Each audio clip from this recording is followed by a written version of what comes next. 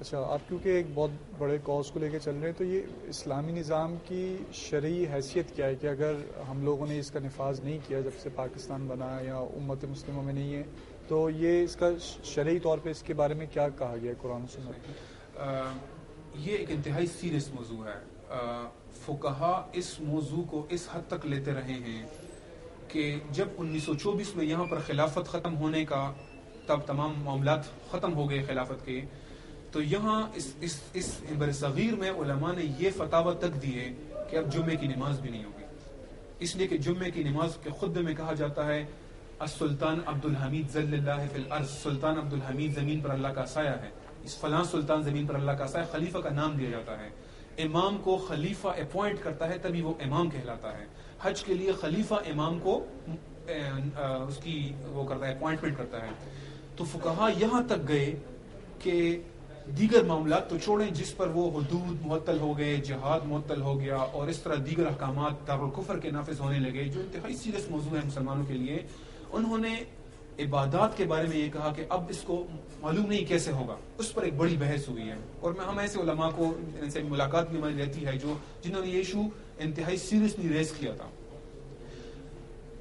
صحابہ نے اس موضوع کو اتنا سیریس لیا کہ انہوں نے مرتدین کے خلاف جہاد، انہوں نے منکرین زکوٰۃ کے خلاف جہاد، انہوں نے رسول اللہ کی طرف سے روم کے خلاف جہاد کا جو لشکر تھا اس کو، اور رسول اللہ صلی اللہ علیہ وسلم کی تدفین کو بھی معطل کیا، ڈیلے کیا، انتظار کروایا جب تک کہ خلافت کا فیصلہ نہ ہو.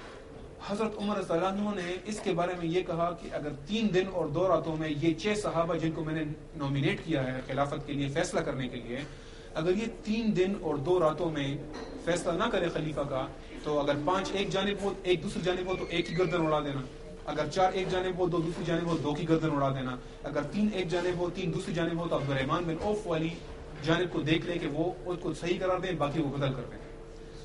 عشرہ مبشرہ صحابہ کو قتل کرنا کس قدر سنگین معاملہ ہے، میرا خیال مسلمان اس کو بڑی اچھی طرح سمجھتے ہیں. اور اس پر کسی صحابی نے اعتراض نہیں کیا کہ اے عمر رضی اللہ عنہ آپ یہ کیسے حکم دے رہے ہیں کہ ایک مسلمان نے عشرہ مبشرہ صحابی کے قتل کا. صحابہ نے اس پر کوئی اعتراض نہیں کیا.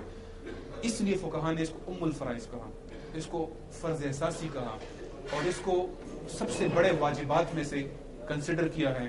اس لیے ہمارے اوپر، ہماری گردنوں کے اوپر یہ فرض موجود ہے، اور جب تک یہ فرض ادا نہیں ہوگا ہم مسلمان گناہگار رہیں گے، سوائے ان کے جو اللہ کے سامنے یہ عذر پیش کریں کہ یا اللہ ہم تو اس کے لیے بھرپور کوشش کر رہے تھے لیکن ہماری استطاعت سے باہر چیز پر ہم سے اکاؤنٹیبلٹی نہ کیجیے، تو صرف وہ اس سے بالا ہوں گے. اچھا، اس خلافت کے نظام کے لیے آپ کون سے مسلم ملک کو سب سے فرٹائل سمجھتے ہیں جو اس کو قبول کرنے کے لیے اور حالات جو اس کی انوائرمنٹ ہے اس کو قبول کرنے کے لیے تیار ہے، اور کیوں سمجھتے ہیں اسے؟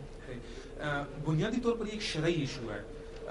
رسول اللہ صلی اللہ علیہ وسلم جب ایک ریاست کے لیے کوشش کر رہے تھے مکہ میں، تو آپ مختلف قبائل کے پاس گئے تھے اور آپ نے 22 قبائل کی آفر کو ریفیوز کیا تھا، انکار کیا تھا. اس میں سے انہوں نے آپ کو اپنے ہاں ریاست پیش کرنے کی آفر کی تھی، لیکن انہوں نے ایک قبیلہ بنی شیبان، انہوں نے یہ شرط رکھی کہ ہم سب سے لڑ سکتے ہیں، عربوں سے لڑ سکتے ہیں اگر یہ ریاست قائم ہوتی ہے اور جہاد کی ابتدا ہوتی ہے، ہم سب عرب سے لڑ لیں گے، لیکن فارس سے لڑنے کی سکت نہیں ہے، یہ ہمارا ان سے معاہدہ ہے، اس لیے ہم فارس سے نہیں لڑیں گے.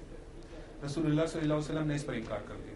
تو اگر ایک ایسا ملک ہے جو کہتا ہے کہ ہم سب کچھ یہاں پر اس دین قائم کریں گے اور اس کو دعوت و جہاد کے ذریعے پھیلائیں گے لیکن ہم روس سے نہیں لڑ سکتے، تو یہ معاملہ شرعی معاملہ ہے، اس پر وہی فکر لاگو ہوگی، وہی اصول لاگو ہوگا، اور وہاں سے خلافت کی ابتدا نہیں ہو سکے گی. اس لیے حزب عملی طور پر دیکھتی ہے کہ ایسا کون سا خطہ ہے جو اس قابل ہے جو اپنا اگاؤ، اپنا کاؤ بھی کر سکے اور جو اپنا دفاع بھی کر سکے. تو اس میں مسلموں میں کئی خطے ہیں، خواہ وہ 2 ملکوں کو ملا کر ہوں یا ایک ملک خود سے مضبوط ملک ہوں، جس کی تفصیل میں اگرچہ ہم اس کی فائن ڈیٹیلز میں ہم نہیں جاتے عام طور پر، لیکن پاکستان یقیناً ایک ایسا خطہ ہے جہاں سے اس کی ابتدا ہو سکتی ہے. اور ابھی ہم نے نیٹو سپلائی کے کاٹنے کے واقعے سے ہی دیکھ لیا کہ جو ہمیں نام نہاد دانشوروں نے ڈرانے کی کوشش کی تھی کہ جی تو بورا بن جائے گا، ایسا کچھ بھی نہیں ہوا، بلکہ امریکہ کے 3-4 عہدیداروں نے معافی تک مانگی. تو الحمدللہ ہم سمجھتے ہیں پاکستان اس قابل ہے، ترکی اس قابل ہے، اس طرح دیگر کچھ مضبوط ممالک ہیں.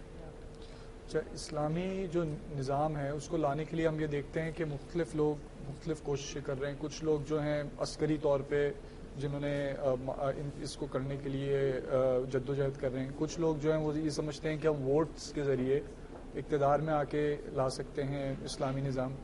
آپ کا جو طریقہ کار ہے وہ غالباً تھرو پریشر گروپ قائم کر کے ایسے کچھ ہے؟ نہیں، میں اس کی تفصیل میں اب سوال کر لوں. تو اب میں یہ جاننا چاہوں گا آپ کا جو طریقہ کار ہے اس نظام کو لانے کے لیے وہ کیا ہے اور وہ کیوں ہے؟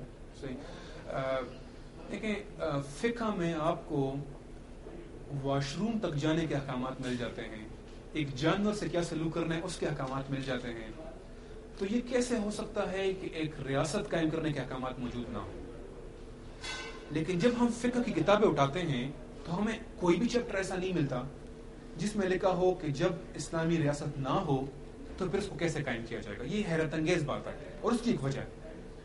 اصولی فقہاء نے اس موضوع کو فکرہ اور طریقہ کہا ہے کہ ہر فکر کا ایک طریقہ ہے. چونکہ فقہ عملی مسائل کا نام ہے اور امیجنری مسائل کا نام نہیں ہے، فلسفہ نہیں ہے کہ ہم آپ کو فقہاء نہیں ملیں گے جو بتائیں گے کہ جی چاند پر وضو کیسے کرنا ہے یا قبلہ کیسے جانب ہوگا. وہ عملی مسائل کو دیکھتے ہیں اور مسلمانوں کے پاس عملی طور پر 1300 سال تک ایسا دور کبھی بھی نہیں آیا جب اسلامی ریاست نہ ہو. اس لیے آپ کو اس موضوع پر چیپٹر نہیں ملے گا. آپ مختلف فقہ کی بڑی بڑی جو کتابیں 40 جلدوں میں ہیں اس میں بھی آپ کو ایک جگہ پر بھی ایک چھوٹا سا چیپٹر بھی نہیں ملے گا کہ اسلامی نظام جب نہ ہو، دارالکفر ہو تمام دنیا، تو کیسے قائم کیا جائے گا. اس لیے مختلف جماعتوں نے جب اس صورتحال سے ان کا سامنا ہوا کہ دارالکفر موجود ہے، خلافت ختم ہو گئی ہے، تو اب دارالاسلام کیسے قائم کیا جائے، انہوں نے اپنے اجتہادات کیے. اور کیونکہ اس پر تاریخ میں فقہاء کے اجتہادات نہیں تھے اس موضوع پر، کیونکہ ان کا مسئلہ نہیں تھا. اب انہوں نے اجتہادات کیے تو انہوں نے اجتہاد کے اندر غلطی ہو سکتی ہے، اس میں بھی ایک اجر ہے. تو ان سے ہم سمجھتے ہیں کہ اجتہاد میں کمزوری ہوئی ہے، غلطی ہوئی ہے. انہوں نے ریئلٹی کو پوری طرح اسیس نہیں کیا. یہ فکر کہ چوری کا حل ہاتھ کاٹنا ہے، اس کا ایک طریقہ ہے، اور وہ یہ ہے کہ یہ کوئی اور نہیں کاٹ سکتا، یہ صرف ایک ریاست کا ایک قاضی کے حکم سے کاٹا جائے گا. اور کس جگہ سے کاٹا جائے گا یہ طریقے کے احکامات میں سے ہیں. اسلام کو پھیلانا ہے، یہ ایک فکر ہے. اس کا طریقہ دعوت و جہاد، اس کا ایک طریقہ ہے، وہ ہے کہ ریاست ایک دفعہ اسلام قبول کرنے کی افر کرتی ہے، پھر جزیے کی افر کرتی ہے، پھر لڑنے کی بات کرتی ہے. اور یہ ریاست کا جنرل ایک نئی ریاست کو اس طرح کہتا ہے، یہ طریقہ ہے اس کا. تو اسلام کا ایک فکر ہے اور ایک طریقہ ہے.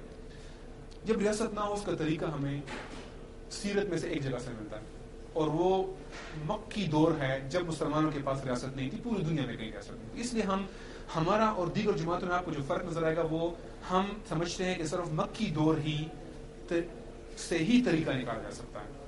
مکی دور میں بڑا واضح طور پہ 2-3 کام کیے گئے اور 2-3 کام نہیں کیے گئے. میں اکثر سمپل انداز میں ایکسپلین کرتا ہوں. مکی دور میں رسول اللہ صلی اللہ علیہ وسلم نے ابو جہل، ولید بن مغیرہ، ابو سفیان کو قتل نہیں کیا. تشدد کے باوجود، ٹارچر کے باوجود، پروپیگنڈا کے باوجود، مختلف قسم کی پرسیکیوشنز کے باوجود آپ نے قتل نہیں کیا. اس لیے حکمرانوں کو مار کر خلافت نہیں قائم. نمبر 2، رسول اللہ صلی اللہ علیہ وسلم کو دارالندوہ میں بیٹھنے کی آفر ہوئی. 1 سال آپ کا خدا، 1 سال میرا خدا کی آفر ہوئی. رسول اللہ صلی اللہ علیہ وسلم کو کہا گیا کہ آپ کے بغیر کوئی فیصلہ نہیں کریں گے، یہ آفر ہوئی.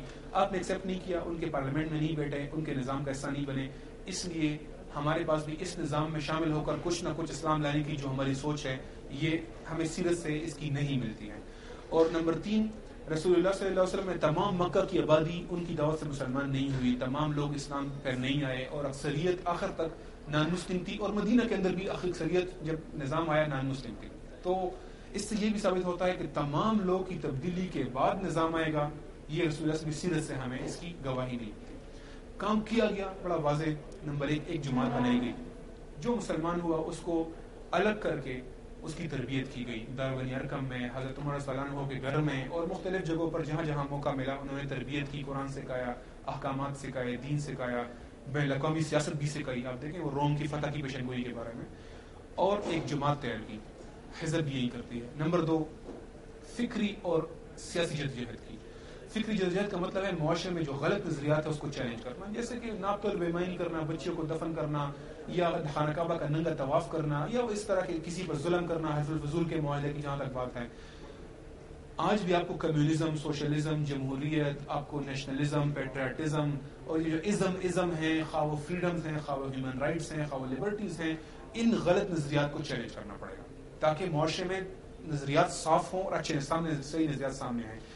یہ ہے فکری جدوجہد. نمبر 2 ہے سیاسی جدوجہد. نبی صلی اللہ علیہ وسلم نے ابو الحکم کو ابو جہل کہا، ابو سفیان کے بارے میں یدع الیتیم کے الفاظ کہے، ولید بن مغیرہ کے بارے میں سورہ قلم کی آیات 9 سے 13 نمبر جس میں آپ نے کہا چغل خور ہے، جھوٹا ہے، دغاباز ہے، اور اس طرح کے اوصاف گنوائے. اسی طرح تبت یدا ابی لہب و تب جیسے احکامات حکمرانوں کو براہ راست چیلنج کیا گیا. یہ احکامات یہ قرآن پاک کعبہ کے اندر سنائے گئے ہیں. آپ نے مظاہرہ کیا جب حضرت حمزہ اور حضرت عمر رضی اللہ عنہ مسلمان ہوئے تو 2 قطاروں میں انہوں نے پورے خانہ کعبہ کا مظاہرہ کیا، گرد مظاہرہ کیا. آپ پہاڑ پر گئے، تقریر کی، آپ نے دعوتیں دی. جو سیاسی انداز تھے وہ تمام آپ نے استعمال کیا. خواہ پریس کانفرنس، اگر وہ آج کے دور ہوتا تو پریس کانفرنس ہوتی، انہوں نے وہاں پر پہاڑ کے اوپر دعوت دی. تو دوسرا سیاسی جدوجہد ہے جماعت بنانا، جو جماعت سیاسی اور فکری جدوجہد کرے اس نظام سے باہر رہ کر، اور ساتھ ساتھ جب 10ویں سال تک